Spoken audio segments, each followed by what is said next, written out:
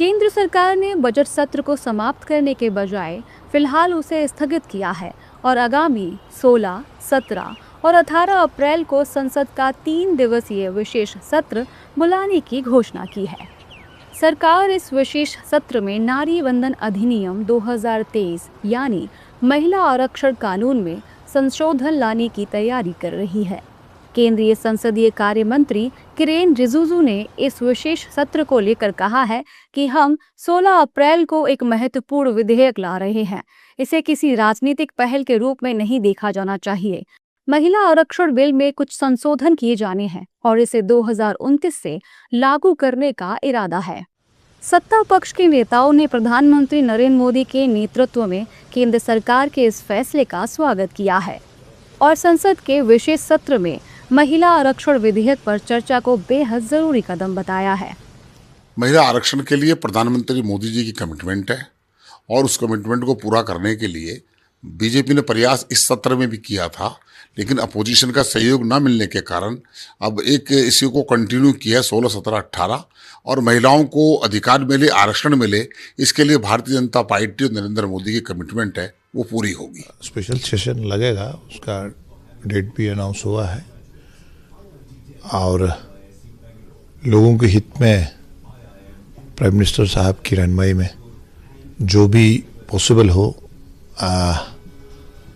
Seat बढ़ाने का हो, देश के 140 करोड़ लोगों के हित में पार्लियामेंट, देश की बड़ी पंचायत में स्पेशल सेशन लाया जा रहा है। देखिए, अब इस सत्र को विस्तारित करते हुए 16 से 18 3 दिवसीय जो ये कार्यवाही है, ये पूरी तरह से महिला विधेयक पर चर्चा के लिए है। जो केंद्र सरकार की कोशिश है कि महिला आरक्षण को लेकर मिलने वाला जो लाभ है वो महिलाओं को लंबे समय तक वो टले नहीं।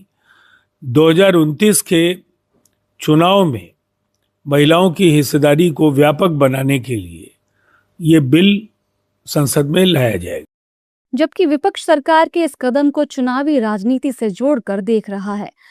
कांग्रेस नेताओं के मुताबिक जब 5 राज्यों में विधानसभा चुनाव चल रहे हैं, ऐसे में संसद का विशेष सत्र बुलाना कतई उचित नहीं है। कांग्रेस नेताओं का कहना है कि सरकार ने विधानसभा चुनाव में राजनीतिक फायदा उठाने के लिए बजट सत्र की अवधि बढ़ाकर महिला आरक्षण विधेयक पर चर्चा का फैसला किया है। कांग्रेस का दावा है कि उसने सरकार से 29 अप्रैल के बाद इस मुद्दे पर चर्चा की मांग की थी, लेकिन सरकार ने विपक्ष की बात नहीं मानी। जब पश्चिम बंगाल और तमिलनाडु के चुनाव होने वाले हैं कुछ दिन बाद, इस चुनाव प्रचार के समय मॉडल कोड ऑफ कॉन्डक्ट आचार संहिता के समय यह विशेष सत्र बुलाया जाएगा। तो पहली बात तो यह है कि ऑल पार्टी मीटिंग बुलाया नहीं गया।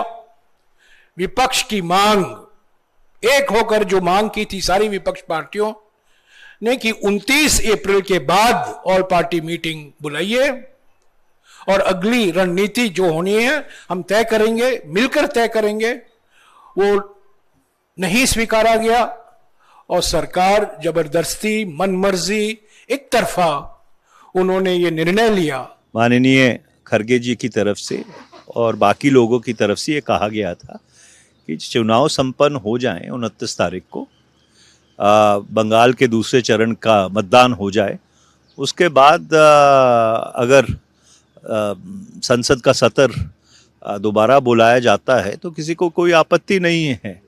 पर ये चुनाव के बीच संसद का सत्र बुलाना, इसका क्या मकसद है, इसके पीछे क्या राजनीतिक मंशा है, ये एक बहुत ही दुर्भाग्यपूर्ण बात है, क्योंकि हर चीज़ को राजनीतिक खिलवाड़ के लिए इस्तेमाल नहीं करना चाहिए।